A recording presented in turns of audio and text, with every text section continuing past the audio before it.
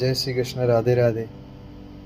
કાલે અમદાવાદમાં જે પ્લેન ક્રેશની હોનારત થઈ એના અંદર મૃત્યુ પામેલ દરેક વ્યક્તિઓના ભગવાન આત્માને શાંતિ આપે. અકલ્પનીય અને અનિચ્છનીય જે કાલે ઘટના બની એના અંદર ઘણા લોકો મૃત્યુ પામ્યા.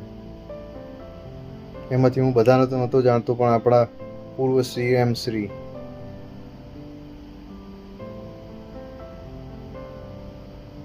એમના માટે બહુ જ મને દુઃખ થયું.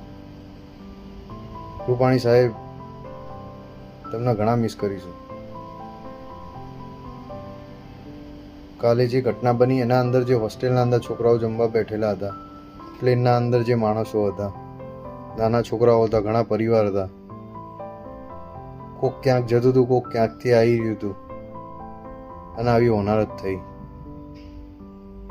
ભગવાન દરેકની આત્માને શાંતિ આપે.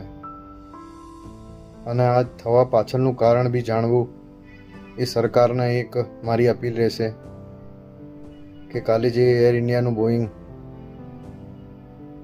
ક્રેશ થયું એની પાછળની જે કંઈ બી જાણકારી મળે એ ખૂબ અગત્યની રહેશે. આ હોનારત થવી આપણા ગુજરાત માટે લગભગ આટલી મોટી સંખ્યામાં મૃત્યુઓ પામવા એ પહેલી હોઈ શકે છે. મને બીજી જૂની યાદ નથી કે ખ્યાલ નથી. બાકી મને ધ્યાન આવે છે ત્યાં સુધી 242 જણ, એના સિવાય બીજા તો કેટલા હશે જેની હજી કોઈ અંદાજ જ નહીં. કાલનું સમાચારમાં દરેક પ્લેટફોર્મ પર એક જ વસ્તુ, પ્લેન ક્રેશ. કેટલા બધા લોકો મરી ગયા, કેટલા બધા લોકોના જીવન ઉજળી ગયા, કેટલા લોકો પરિવારના અંદર લોકોના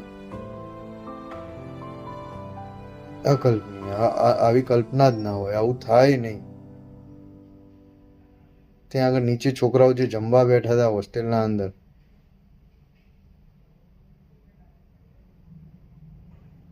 ભગવાન દરેકની આત્માને ખૂબ શાંતિ આપે.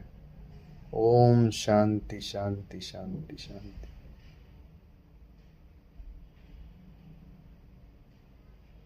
જય શ્રી કૃષ્ણ. રાધે રાધે.